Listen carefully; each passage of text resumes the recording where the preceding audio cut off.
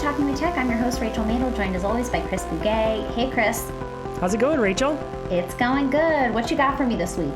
So I have a little bit of a personal story to tell you. It's kind of got a tech spin in it, but I thought I actually haven't shared this with you or really anyone out in the wild yet, and I thought it would be something, I don't know, maybe interesting. I don't know. We'll see what you think. So, back in the day when I was maybe 2 or 3 years old, my mom left my biological dad. And the guy that is my current dad, he's been my dad my whole life, Jerry, right?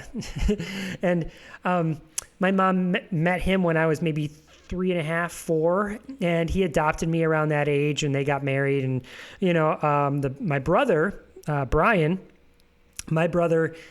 is actually my, I guess, half brother, right? Because he's with we don't share the same biological dad. We share the same biological mother, right? About a year ago, my mom learned that my biological father died. Never knew him, don't care, don't know at all, right? Maybe there was a time 15 years ago that I was mildly curious from a health standpoint, like, geez, I wonder, I don't know anything about my biological side, and that could be an indicator, So fast forward to now, about, I guess 6 months ago, maybe longer, my wife got me 23andMe. Have you heard of 23andMe? Have you ever done it? I've done it, yes. You've done it, okay. So those that don't know, it's one of those DNA kits where you spit into a tube and you send it off, and then it gives you this your history, right? And it also ties it to other people that have done it, and it can tie you to other people that who are in your lineage, right? So I did it and actually sent it off like pre-COVID maybe, or just when that was starting, and kind of got lost, forgot that I even did it. And there was some sort of registration goof up or weirdness that happened with it. Long story short, Melissa tracked it down, and my wife tracked it down and was like, whatever happened with that? And we figured out there was just some, like, I got an email that I never confirmed, and I just had to confirm it, and they processed everything. You're not going to believe it, but my father, my biological father, had another child with another woman. So when in 23andMe, it comes up that I actually have another stepbrother that pops up on my, lineage. It's like, wait, what? So there's this guy that lives in the world. His name's Jesse, and Jesse's 40 years old, and he's my brother. I have a brother out there somewhere in the Connecticut area that is my biological brother that I've never met. Brother from another mother, as people would say. Whoa. Okay. Well, I have so many questions. So, like, are you curious? Do you want to meet this person? What's the next step? Yeah. So, I didn't reach out to him at first. He reached out to me, and, of course, what he did is when I got his name, Instagram, I did all the web stalking that people do. I looked him up on Instagram, and he seems like this great guy who loves basketball. And, when you look through his Instagram account, he also didn't really know his father. So we have something like that in common. And so we just hooked up on 23andMe with like a friend request sort of thing. And he's like, what? I have a brother? I have an older brother? And I was like, what? I have a younger brother? And so we did text messaging, and we actually have not talked yet face to face, meaning like you and I face to face, video conferencing. We've just been exchanging emails about each other and what his life has been like, what mine is, things we like, and things like that. So that's where we are with that, So we have had contact. I feel like the next step might be then to have some sort of video conference, just say, hey, what's going on, Oh, this is not the story I was expecting, but I'm really happy that you shared. And what it reminds me of is I can't remember what episode it was. I want to say it was Jason Lembeck, which was a long time ago, almost 2 years ago. But he talked about, he has a son with a very low incidence, I think genetic thing going on. And it's so cool that technology now is able to bring together, families that are going through very similar things that are so rare, right? It's like never before in history were we able to connect so easily with people who, are just a small subset of the population that have a similar experience to us. And I feel like that's what's so cool about how interconnected we are through technology. Not only are we able to, figure these things out, right, through 23andMe from the genetic side, also just through shared Facebook groups where people can access them from all over the world. But then we're also able to meet these people, not necessarily face to face, but hop on a Zoom call and say hello. It's just so cool that we're able to be so connected with one another. That's exactly why I was thinking of talking about it here on the podcast, because this is talking with tech, right? And this is a kind of a tech spin on this, is that in previous generations, we would not have been able to do this or not done it easily. It would have taken monumental work trying to track down, and I'd have to want it really badly, right? Like I'd have to want to go and find out, did my father have any other children and who my uncles might be and that whole lineage, And I'm certainly people do that, and that is a great hobby for people who are really passionate about it. But it's so much easier now with the technology. I mean, I literally spit into a tube and send it off in the mail. Like that's all it took to learn that I have a sibling someplace. And then, like you said, if I want to, I have tons of options of how to communicate with him, and if he wants to, there's, if we don't feel comfortable doing video chat, we could always do audio. We could do Voxer and exchange audio back and forth. We can have asynchronous conversations like you and I do with Marco Polo, right?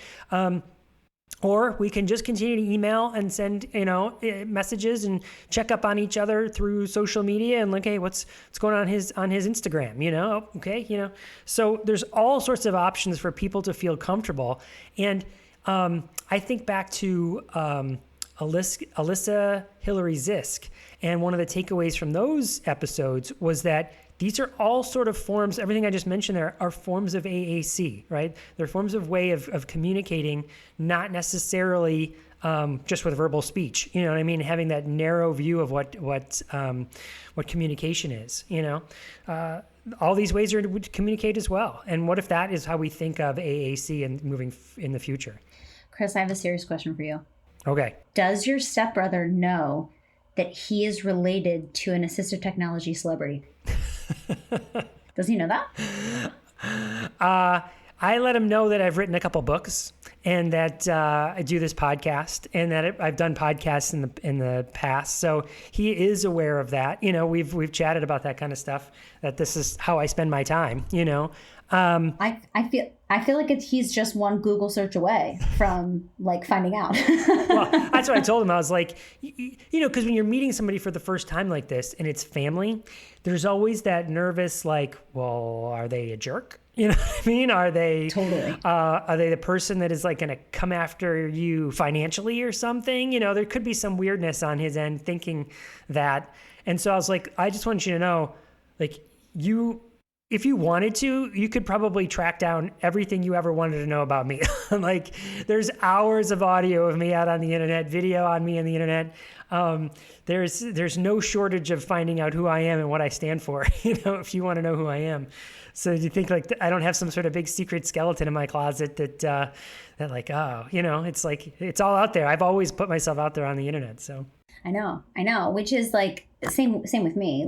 I feel like people who meet me, they just put my name into Google and have pages and pages worth of webinars and talking with tech episodes and my website and pictures of me and, all of these things. And it's interesting. I feel like most of the time it's really great because it's like you said, we put ourselves out there and that's something that we've chosen to do. And, it's really great in a lot of ways because what we're doing is we're sharing really important information, things that we're passionate about helping people. Sometimes it's a little scary though, because you're like, wow, really all my stuff is out there. I've had some tricky situations with people who were admirers of my work that took it to a level that I was not comfortable with. So there's definitely that element, which is a little tricky. It's that's the dark side of being so connected and having everybody know, all the things that you do. But generally speaking, it's been a really great thing to, just showcase and share and And yeah, it's like really funny when somebody like I don't know like connects with me. It's like it doesn't take a lot of, trying to find a lot of information about me online. Well, and speaking of that, speaking of connecting with people you don't know, that's sort of what this interview is about today, because, well, I guess it's not even an interview. It's a live recording of one of our presentations that we did, but it's not presentation like you and I talking to a group. It was a Talking with Tech live presentation in New Jersey. Super excited. We've already talked about this on the podcast because I feel like the day after we did the Talking with Tech live, I was so jazzed about how great it was that we just like talked about it on the podcast. But it's such a great way to learn, and I'm really excited. We have a few more coming up, Chris, one of which I'm really excited to share with our listeners because it's for our Patreon. So what's the date, Chris? It is December 9th. December 9th is when we're doing that event. What time is that? 7:30 Eastern time. Okay, so that means it's 4:30 if you're on the West Coast like me. So if you're a part of our Patreon, you're going to be able to access that event. And we're super excited to share the one we did with New Jersey. It's going to be at least, I shouldn't talk about how many it's going to be. Like, I don't know, how many episodes is it going to be? We're not sure yet. We're super excited to share this one we did in New Jersey, but this is something that I feel like every single time we do it, it's going to be a brand new, group of questions and solutions. And that's essentially what this is we do a live event where we, kind of create this conversation around how do we solve some of the biggest challenges that we're having in our practice. So people are able to come on mic, as you'll hear in this interview, and talk about solutions to some of these questions that are popping up. And it's all kind of in real time brainstorming and troubleshooting. Yeah, I don't know if my brother's going to be in it. I don't think he's going to be able to hear it because I don't know that he's a Patreon supporter. But if you want to participate in this Talking with Tech live event that's coming up on December 9th, if you want to be part of this event, go over to patreon.com/talkingwithtech and sign up. And that'll allow you to be, that's where you'll find not just a link to this particular presentation, this Talking with Tech live event, but so much other back content that we've put there, bonus materials, therapy resources, bonus interviews that we've done that have not come out on the podcast.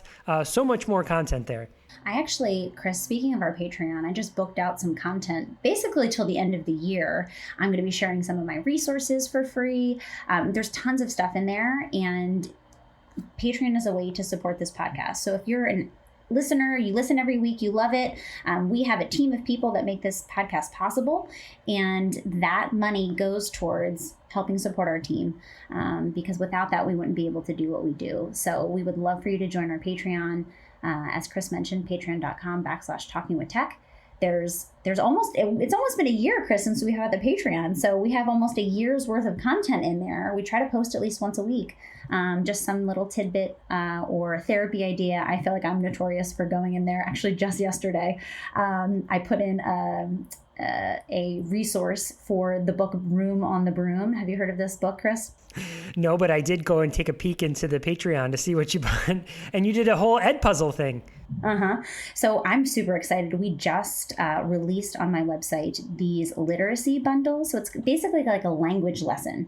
So we took some of like the most popular books like Dragons Love Tacos and Room on the Broom, and basically what you get is it's kind of like a language lesson. So it's a one sheet that goes over core words that are in the book. It goes over fringe vocabulary, verbs, describing words. It breaks down all the different vocabulary that you can find. And then we have some predictive chart writing included in those resources. But what I'm really most excited about is that for every book, we've created an Ed puzzle that goes in and pauses at strategic times so that you're able to model the core words that are in that book. So it's really great to share with families that you're working with. This is a strategy that I use all the time in my practice for at-home practice with the device, just sending home one of these Ed puzzles. So anyway, I was looking at that resource and I was like, Room on the Broom is so great for Halloween. And like, wouldn't this be great to give to our Patreon members? So I just went in and gave them an extra bonus this week because I felt like it was timely and relevant because Halloween is coming up. So I did too, Rachel. I went in and put a little Halloween thing in there because at the time of this recording, it's pre-Halloween. But when this comes out, it'll be post-Halloween. But if you're in the Patreon, you can get these materials anytime you want. You have access to all of them. I put a story that Melissa and I wrote called A Gloomy Halloween about goblins. And we actually made the book in a Tar Heel reader.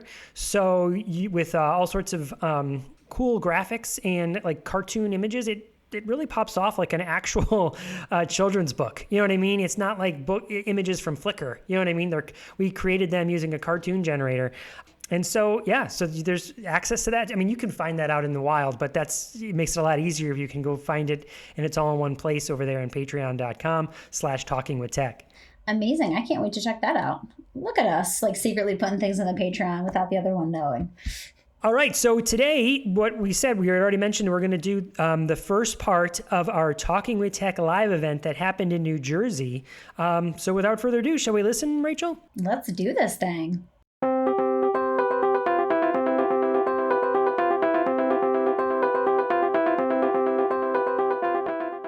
Here at Talking with Tech, we're excited to partner with Smiles for Speech. This organization provides children with special needs living in impoverished communities the intervention and resources needed to help children reach their full potential. Smiles for Speech aims to provide long-term sustainable solutions for children worldwide. Their mission is to distribute educational materials, provide training to teachers and families without access to appropriate intervention, and to create global awareness on the importance of therapeutic services to support children in need. With your help, Smiles for Speech will continue to broaden their reach in assisting children living in disadvantaged communities gain access to the therapy services and education they need to thrive. To support this organization, go to smilesforspeech.org to learn more about this organization and to offer your support. That's smilesforspeech.org.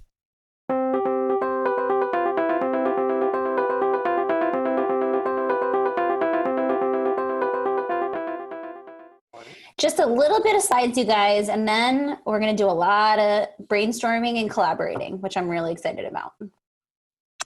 You're going to want to get the slide deck because we do have links in there to help you participate. So does everyone see my screen? I'm going full screen here. Does everyone have that up? Yes. So just so everyone knows, I have a two-screen experience. I don't know what yours looks like, Rachel, where I have the slide deck on one screen and then the chat on the other. So when you see me kind of looking up into space, it's actually reading your chat and looking at your faces, where the slide deck is actually right here. So this is your moment where you want to grab the URL. You note, I think Zoom sort of blocks it, so you have to copy and paste. You can't click because there's too many people like posting things that they shouldn't be. So you copy and paste it into your, Ryan, I think it is TWT live. It is, yeah. But thank you for sharing that. If you copy and paste that in, here. Rachel, can you do that? I got it. I'm on it. Okay. I got the chat, Chris, because I can do that. And it is case sensitive, just so you guys know, for the bit.lys. All right. So I feel like we're in a good spot here, Rachel, that people have the slide deck. Like yes. Rachel said, there's only a couple slides, and then we're going to get into this, what the crux of this about is, which is recording a live episode of our podcast. So, and taking like good question and answers and having a robust discussion with everybody. So real quick, my name is Chris Bouquet, and I am an assistive technology specialist. That's my actual job title, but I like to think of myself as an inclusive design facilitator. I work in Northern Virginia in a public school district, and I do a bunch of stuff outside of that. I helped develop the AT Eval to Go app. I've done a podcast for years called the AT Tips Cast. I'm currently doing a podcast with Rachel and our crack team of producer and audio engineer called Talking with Tech. And then I've written a couple books. The most recent book is The New Assistive Tech, Make Learning Awesome for All. And I do tons of presentations like this. So he sure does. He does more presentations than anyone I've ever met. I did one yesterday, and I'm doing one later. Yesterday was in Michigan, and today, later on this afternoon, is in North Carolina. So I love it. It's super fun. Also, so there's more of my disclosures, but post a little picture. I've got my midlife crisis hairdo going on here, and I thought I would look like Matthew McConaughey when I grew my hair out long with this kind of curl in the back. And I think more I look like Count Olaf from Lemony Snicket. So that's what's going on here with my long mane. COVID hair over there in Virginia. Haven't cut it since March. So we'll see. Grand experiment. I'm Rachel Madel, and I have a private practice in Los Angeles, so I'm on the West Coast right now. I had to wake up real early, but I'm excited to be here. I do a lot of speaking engagements as well as host the podcast with Chris. I specialize in AAC. I do a lot of work with technology with students with autism specifically. Here are all of my social media handles. Feel free to send me an email. I have a lot of resources that are for free on my website. And I do a lot of coaching and all things related to technology, and specifically AAC I have a passion for. And it looks like somebody went into our slide deck and changed some photos around for me. As you can see, there's a little cute chipmunk. And the reason that Chris put that in there is because I actually just had dental surgery last week. And you can't really tell unless you know my face very well, but it looks a little different than it normally does. So bear with me. I'm actually feeling okay now. I woke up early, took some ibuprofen, I'm drinking coffee, but that is a cute little chipmunk I see in place of my picture. Yeah, last minute change this morning. Okay, so Rachel, tell us about the podcast. And if you listen to the podcast, will you put that in the chat? We're curious who has heard of it before and who has never heard of it. Yeah, so I'm really excited actually. So this is our first Talking with Tech Live, but we have a bunch of them booked this fall. The podcast is just a way, we see lots of love for the podcast. We're really excited to hear that. It's a weekly discussion about all things AAC. Sometimes we have other interviews that go into different areas related to education and technology. But we have all of the latest researchers on, we have all of the big thought leaders in AAC, but we feel really strongly about providing really practical strategies for our listeners to get and take with them and use in their practice the next day. I am a practitioner. I work with kids in my practice, and I'm constantly searching for strategies and tools and fun things to engage our students. So there's a lot of that. In the beginning, Chris and I do a little banter back and forth where we talk about AAC, our lives, lots of different things. And then we typically have an interview where we interview someone who's doing really cool work in our field. So definitely looks like a lot of listeners and fans of this podcast. So we're really excited to be here with you guys and have this collaborative experience, because a lot of times it's Chris and I talking to it feels like no one.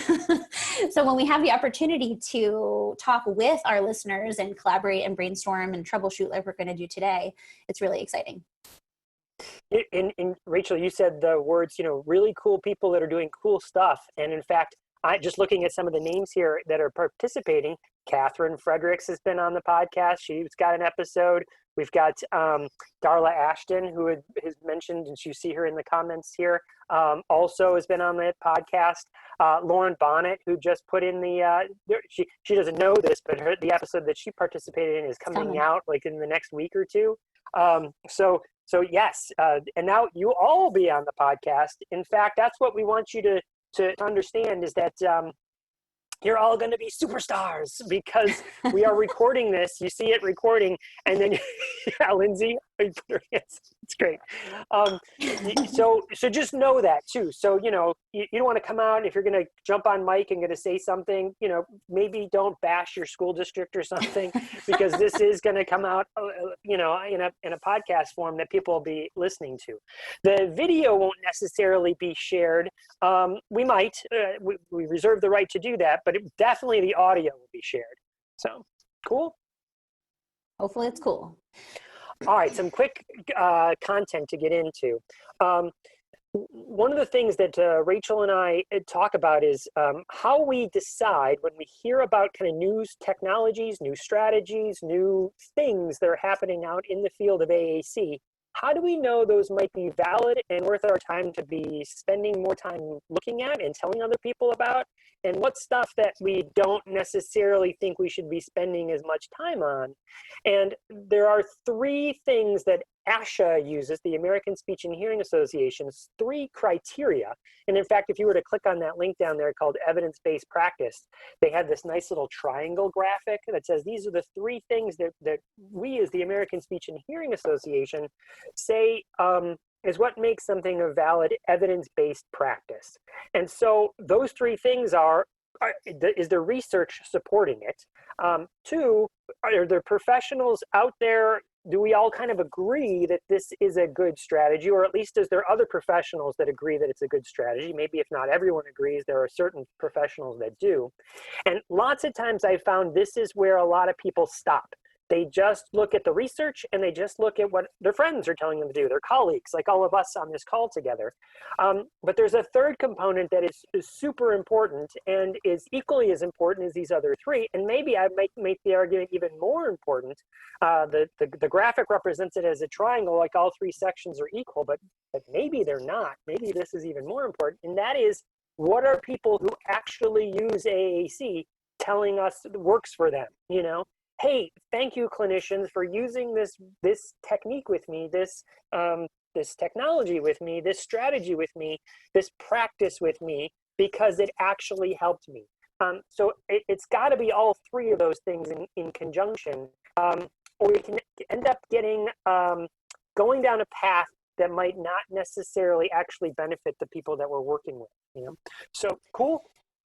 And it's worth noting that we have tons of AAC users on the podcast. So if you're a new listener, I would definitely recommend going back and listening. We have Chris Klein, Lance McLemore, Hannah Foley.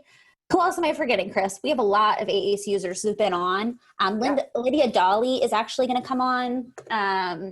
Who are you co-presenting with yesterday, Chris? Glenda Thompson. Glenda Thompson, hopefully. We haven't asked her yet, but we hope that she says yes. Yeah, I mean, I kind of like called her out right in the middle of the presentation yesterday to ask her if she would do it. So we'll get her, I'm sure. Yeah. So lots of AAC users, because it's sort of sad. There is not enough out there to try and learn from, right? And it's not their responsibility necessarily to teach us about it. So we really appreciate when they do come on the podcast and gives people an opportunity. I mean, real quick in the chat, tell us how many proficient AAC users do you know in your practice, you know, or that you've met, you know? Is it 1, 2, 3, over 10, 20? Put it in the chat. How many do you actually know? Yeah, Andrea, not enough, right? Yeah. And that's why we're on a hunt. Yeah, Shannon says 0, right? Yeah, the numbers are small, and that's why we're on a hunt to find them. And I feel really lucky, Chris, that we're able to have a platform where we're able to invite AAC users on, and other people will recommend other AAC users. But if I didn't have that, then I would be putting 0 in the chat as well. So it's definitely awesome to listen to those interviews just to get that perspective. Wow. Darla knows 10 to 20. Great. That's awesome. Okay, let's just go over the signs that a child needs AAC, because believe it or not, I'm shocked still at some of the things that I hear out in our field. I work alongside of sometimes school districts, and I think there's still a lot of misinformation. So signs a child needs AAC, of course, if they're not able to speak or they have minimal language, their speech is hard to understand. Of course, that's something that we kind of intuitively know. The last two are some that I'm seeing as, not really being addressed necessarily. So vocabulary less than 50 words. That is something where, oftentimes I'll go into a classroom, I'll meet a student, and teachers will say, well, they have words. They have words. And I'm like, well, how many words? Because we know that AAC can be used as a tool to teach language.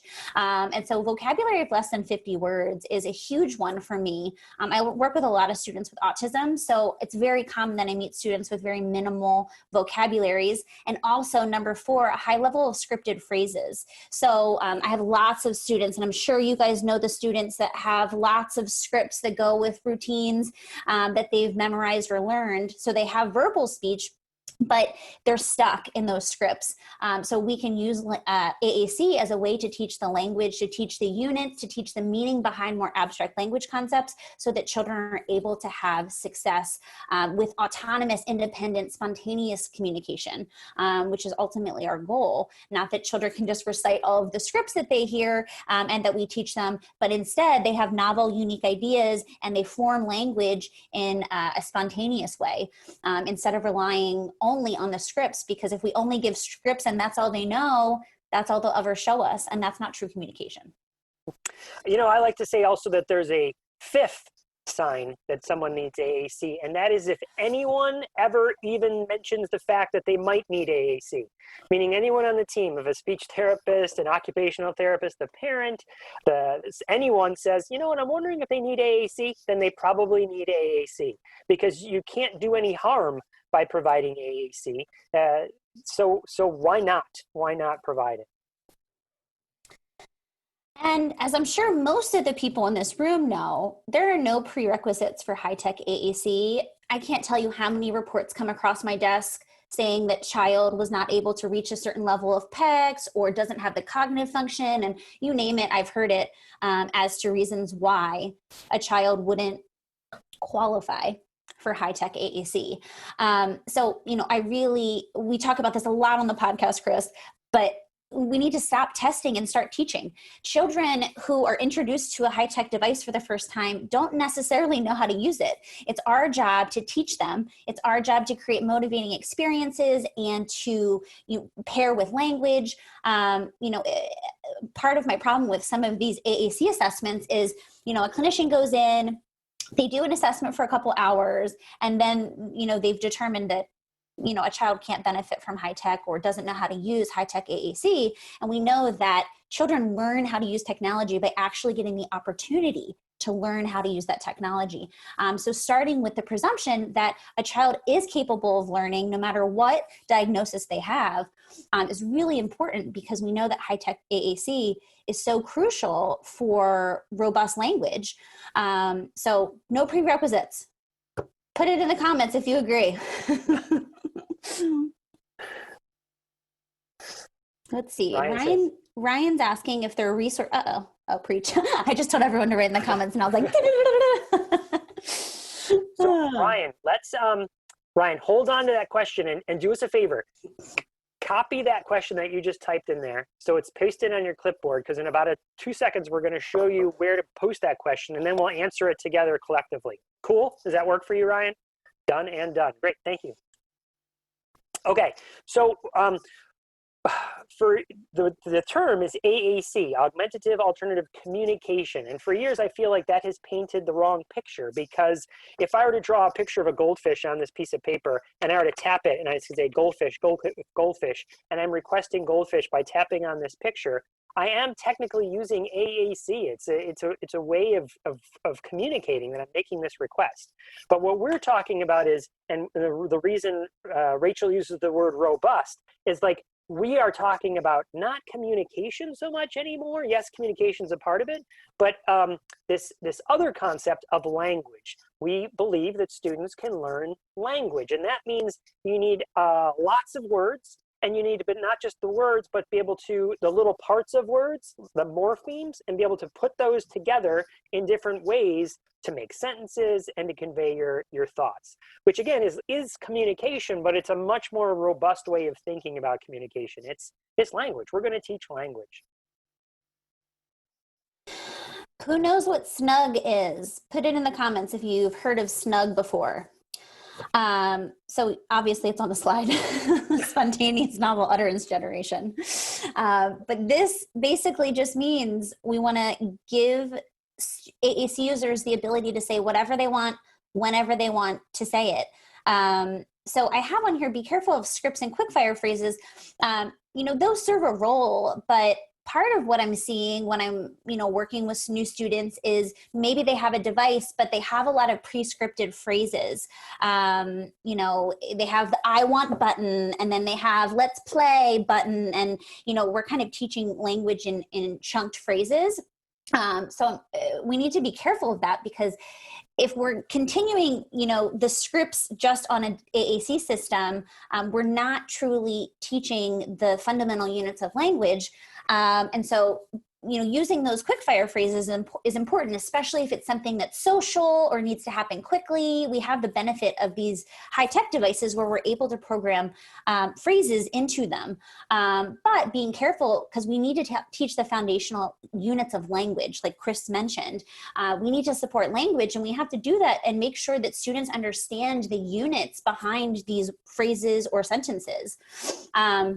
Chris always talks about, you always talk about the N in snug, Chris. You're going to talk about the N? Sure. So here's an example. Barbara, I see you there with your camera on. How's it going? Will you unmute yourself for a second? Calling her out. Yeah, well. Okay, I'm here. Hey, Barbara, so we haven't met before, have we? I've seen you present, but we haven't officially met. No. Haven't met. Okay, so Barbara, you and I have not, conspired before this session for me to say, hey, I'm going to call you out and bring you onto the campus. This is all totally spontaneous, right? Yes. All right, so Barbara, will you just say a sentence off the top of your head, whatever pops in your head? I want more coffee. I want more coffee. So now we're going to do this test, Barbara. We're gonna run the test, and we're going to see if that is spontaneous novel utterance generation. So. Okay. So was it spontaneous? Sure was, right? You all saw that I did not, I picked Barbara out because she just happened to see, I see her on the screen. Barbara, is there someone behind you controlling you like a video game, Is there someone behind you with their hand grabbing your head like a puppet? Can you turn around and see? No, you're you, Barbara, right? You're your own person, right? Yep. So I'm going to think, Barbara, you uttered it. You generated it. It came out of your brain. Now, here's the question. Is it novel, right? And so what was your sentence again? I want more coffee. I want more coffee. And so the question is, have we ever heard that sentence before? Has anyone ever said that sentence before? Barbara, have you ever said that sentence before? Lots of times. Lots of times, right? So in some cases, it might be novel for a student or a student who's never put that sentence together before. But in the world, that is a sentence that has been uttered before. So how could we make it novel? Well, what if we said, I want more coffee that has so much sugar in it, it'll make me jump over to Jupiter and come back with giant stars in my eyes. Right?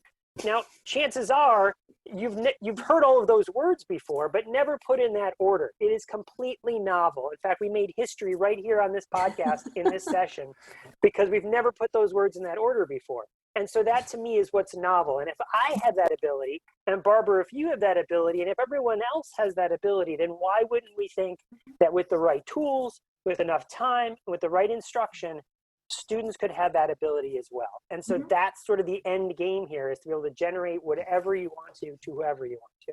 Sound good, everybody? Sounds good to me. I want more coffee too, Barbara. It's your coffee that's making me, I'm watching you drink it. I'm like chugging it over here. I'm like, wake up.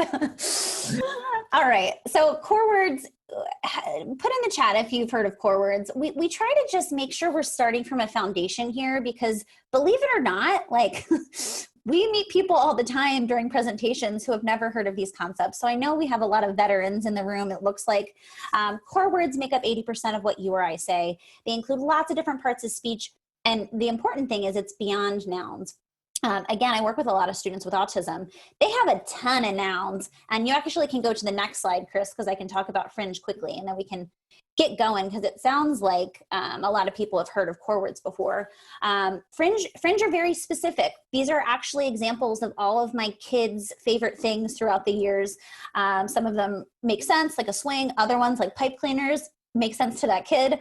But a lot of the students that I work with, they are, they have huge noun vocabularies. They can tell me what every little, specific noun is, but they don't have a lot of core words. They're not able to create sentences because we need core words to in order to create sentences, we can't make sentences with only nouns.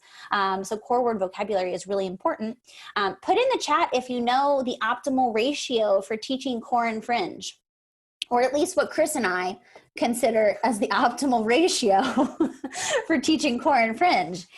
Okay, 80-20, yeah, exactly. I'm actually excited that people are throwing that in the chat, Chris. Me too. Cool.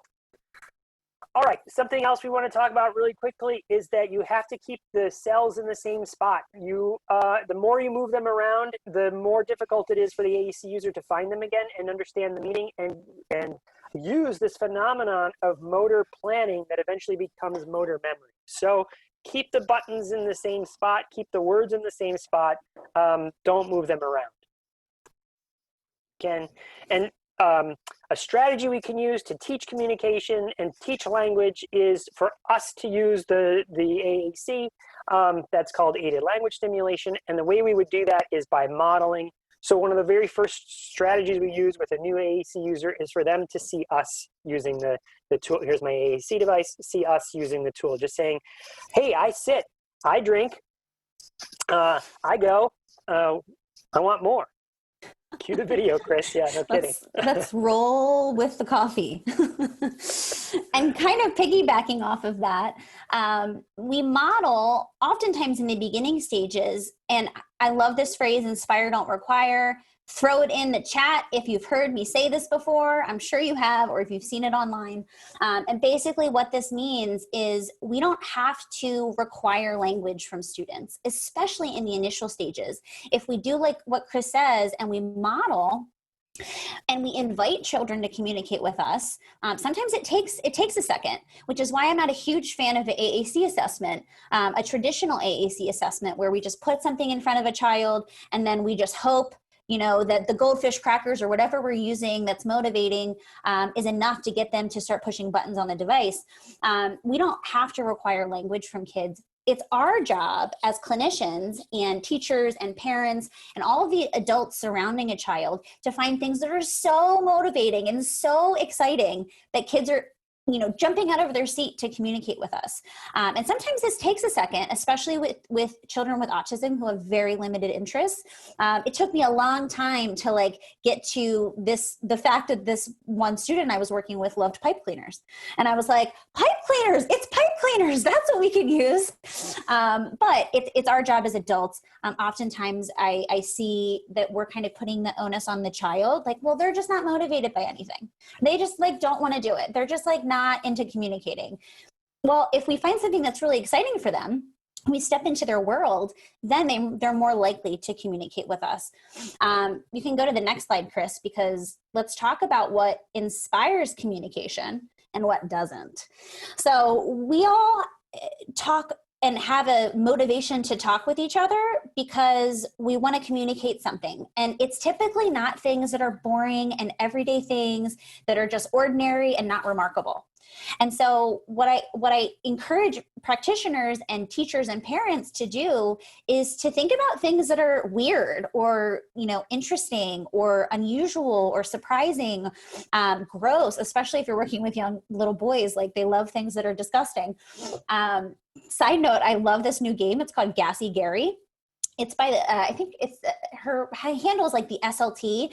It's this game where you basically feed this guy Gary and he you hit a fart button and eventually he farts, and if he farts on your turn then you lose essentially. So this is all to say that we need to start thinking about things that are really novel and interesting for kids. That's how we inspire communication. It's not by just having kids look at flashcards that are super boring and expecting them to want to communicate about them, because we wouldn't communicate about those things. We wouldn't say look, the car is driving. We would never say that. So we need to start thinking through the lens of what is really going to motivate and inspire this child to communicate. All right, question time. So this is the slide where you can submit questions. And the way this is going to work from now until the end, and by the way, we knew that this would take some time, so we asked Mike and Naomi to give us 2 sessions, right? So this is 2 sessions back to back. so that we have more time. This doesn't necessarily end at 10:45 if you're thinking. I mean, you can jet out if you need to. Like I said, we're recording it. But so if you click on this link or scan that QR code, it should take you to a Google form. We did test this one, so this should work. Everybody, is it working? I'll put it in the chat. Well, Yep. actually, it looks like I probably have to put the link so that the people who can't use Bitly's. I'm on it, guys. bit.ly TWT live. Ooh, thanks, Kelly. Kelly put it in there. She got it, Rachel. Kelly, you're faster than me. Thank you. If you don't know what you don't know, don't worry about it because we've got plenty of questions to discuss, but these next 3 slides give you some questions that you could be looking at. But I think we just jump into the questions, Rachel. Would you agree? Yeah, I'm ready. One last thing is if you look at the second to the last slide, you all have access to this, to the results as well. So this response slide here, if you click on it, it will take you to not just the Google form, right? It takes you to the Google sheet that is the results of the Google form. And what we've done here is that if we've done it right, knock on wood, we've locked the first 3 columns so that you can't edit them. At least that's how it should work. But you can edit and you can contribute to stuff, anything over here on the right. So the solutions column, E, F, G, you can scroll anywhere. Basically, you see someone right now, the Anonymous Frog is in this D3 or 3D, right? So don't click there, but if you click over to here, you can, the next column over, feel free to write into a cell that and answer these questions for people that are having having these questions. So and if you don't want to turn your microphone on, that's totally fine. We're going to be checking the chat for things, and again, like Chris said, you can go over to the spreadsheet and fill in some answers. So it's going to be a hybrid of us chatting it out, but also filling in the spreadsheet, and of course, like monitoring the chat to see what's going on in there. All right, you ready for question number 1, Rachel? I'm ready. All right, so we actually put this out on Twitter and other social media areas. And so Sarah Gregory, who you may have heard of, she's been putting out a lot of content on YouTube recently about how to do distance learning and AAC. In fact, is presenting here in New Jersey at this particular summit, I believe. She posted a question yesterday. So her first question is, what strategies have you found most effective with coaching on a virtual platform? Families, school teams, colleagues. So Rachel, you want to go first and then I'll give you my thoughts. And of course, anyone else, if you have something to share, feel free to put your name in the chat and say, I have something to share, and then we'll call on you and you can come on the podcast.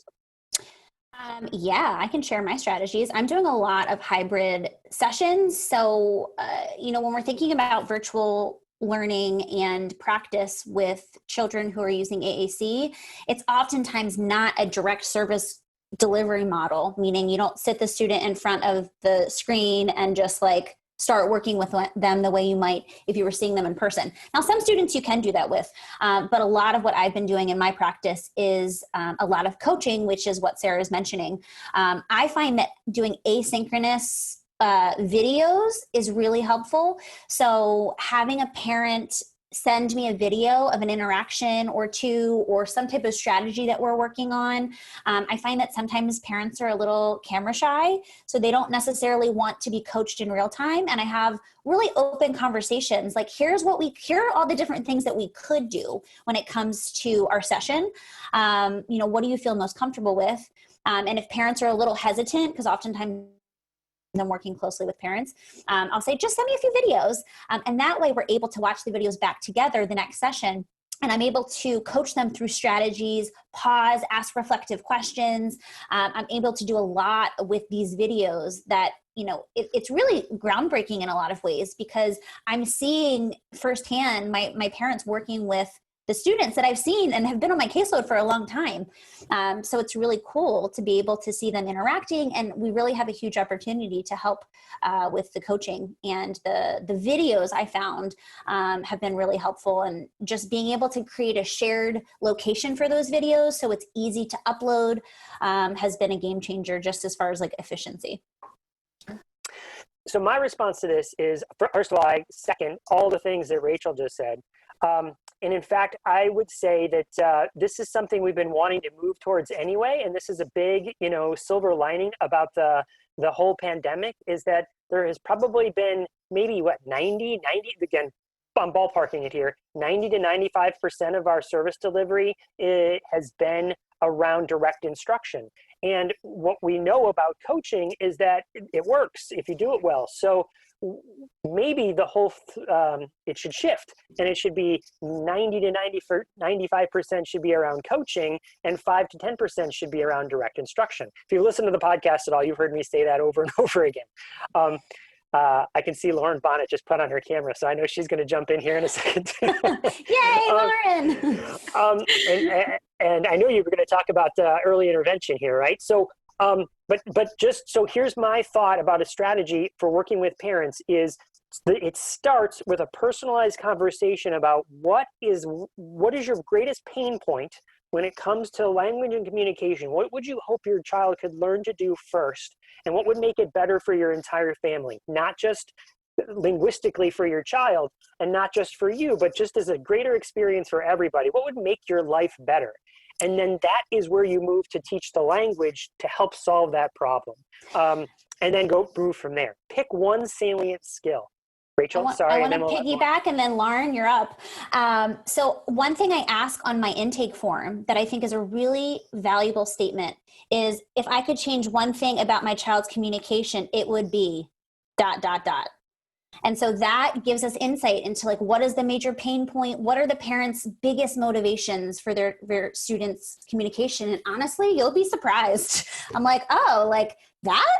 And it's not necessarily where I would start as a clinician, knowing as much as I know about language. But again, like Chris mentioned, getting that buy-in, getting that trust, fixing that immediate problem for a family can be a game changer in building rapport. And then we're able to start integrating more of the clinical stuff. Okay, Lauren, you're up. Okay. I couldn't resist. This was like the bait. I don't know. Did Sarah plan this, or you guys plan this? I think posing questions is so important, and starting that open-ended question is really, really important. But one of the greatest things about COVID is that we have a window into students' lives and clients' lives at home that we never did before. And parents and caregivers and family and brothers and sisters and aunts and uncles are now our best partners, and they're invested because it's every day, all the time, and they're looking for answers and strategies themselves. So sometimes you can be a great observer on the camera and see something, because families might not recognize that that's even a struggle for them, or they might not be, they might think like their biggest struggle is something else. But then you can say, hey, how's like that going? And you have this little window. But if I have to say what strategies that I use the most, I would say paraphrasing and pausing are really important.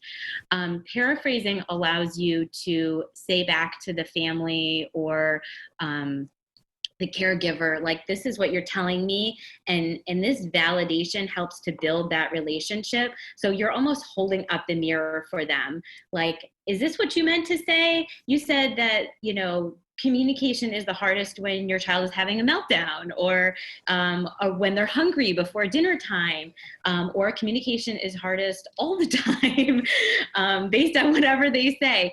So then you could say, is it all the time? And then they can say, well, actually, it's really this. And then you say, oh, so it's really just this. And you're holding up the mirror to help them sort of pinpoint where it is. And then that pause allows them an opportunity to speak. And sometimes we just rapid fire with questions and we don't really give them time to process. Just like we always say, oh, wait, and then wait a little bit longer, and then wait a little bit more, and then jump in, right? It's like we have to do the same thing when we're coaching. So I think if you're just getting started, yeah, Darla, I see that you put in cognitive coaching. I've taken the cognitive coaching course, and honestly, I think it's been life-changing, not just for my work, but all, communication and relationships with everybody. So if you have to start with one thing, I would start with those active listening strategies, like pose one question and then paraphrase what the person says and hold up that mirror for them and then pause and give them really an opportunity. Look for some of those nonverbals that they may be thinking or still processing, and then you can go in. Lauren, can I also do just real quickly, can you talk about so I don't know if you remember this, because I've been quoting you since we've had our interview, which will be coming out tomorrow, but about how you were thinking about distance learning and this coaching component, or working with families at least, from an early intervention standpoint. Do you know what I'm talking about? Or you're like, no, I don't even remember talking about Remind me some more. Okay, well, when you and I had the conversation, you said there's actually a model for how to do it's early intervention. So I have an early intervention background, Lauren, you have an early intervention background, and what you were saying was, well, okay, in early intervention, what happens is there's a team of people that go into the house, physically go into the house, and they create what's called an IFSP. So, right, IFSP. It's a individualized family service plan, or right, and you come up with goals for the family, but then that's where the coaching is. It isn't as much about direct instruction with the student. Sometimes there is, so so this family can watch you as you model some sort of specific technique, but mostly it's just what you're talking about. And so if you're looking for like, how are we going to do this distance learning thing when it comes to AAC, you're not really creating something from scratch. These models already exist.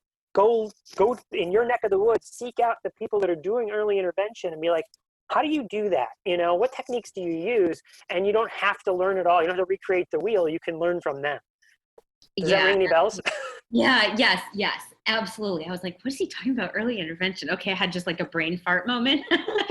But yes, when COVID first hit and we were like scrambling and had to like pivot over, and then everybody's, panicking, like we don't know what to do. I'm like, you guys, we do know what to do. We've been doing early intervention. We have been working with families. We have been coaching them all along.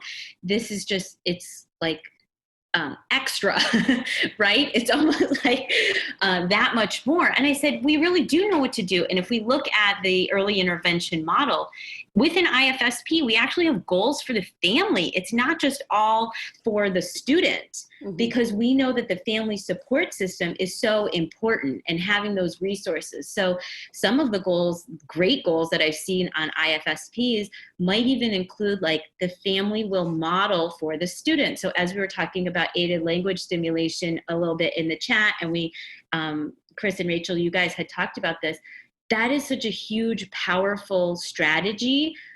And with this model, we can say, parent, you can change how your student's progress is going, or your child's progress, by doing these strategies. So the IFSP, I feel like, is really powerful in looking at that model when we are not with the client face to face, right? Because the parent or the caregiver is the interventionist, and we're coaching them to be our hands, to be our mouth, to be our modelers, right? So.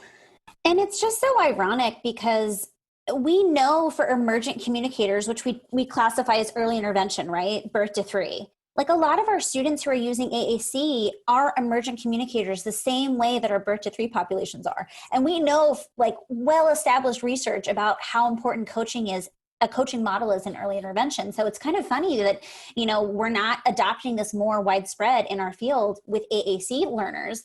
But yeah, you bring up really excellent points, Lauren. Really excited for your podcast to release tomorrow. And also, I'm going to shout out Stacey Landsberg. So Stacey Landsberg has been on our podcast. She is very well known in the early intervention coaching sphere. She does a really amazing 6-hour coaching course. So if you have the opportunity to hear her speak, it takes work to learn how to effectively coach communication partners and coach anyone really. Because like you said, Lauren, we're busy jumping in a lot, and we really need to learn how to hold that mirror up and ask reflective questions, really listen, be active listeners. So anyway, really excellent conversation. Chris, should we move on to the next question, or does anybody else have any, solutions that they'd like to share?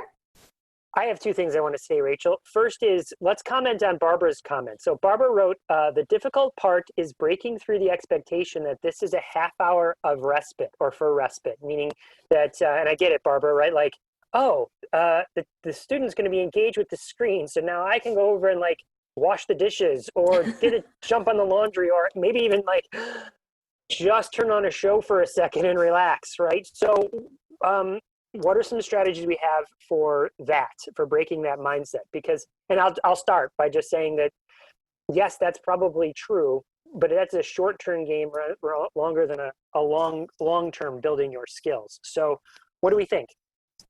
Kelly says spelling out expectations in the beginning. Yes, completely agree with that. Because a lot of parents don't know what to expect. They expect to just sit their child in front of a screen and that like magic's going to happen on the other end, right? And so I definitely think spelling out the expectations. I'll jump in and add really thinking about all of the communication partners. So yes, maybe parents are very overwhelmed and they need to sit and do the dishes. Well, I guess we don't sit when we do the dishes. I was thinking sit and watch TV and doing the dishes. But like, I'm a big fan of bringing siblings into the mix. I've done coaching sessions with grandma virtually. One of the nice things about virtual anything is that we can access so many more people now that, interface with the student, and we can teach these strategies, not just to the parents who might be very overwhelmed, especially now, but bringing in other communication partners that maybe aren't as burnout or overwhelmed, who are willing to learn and we can teach.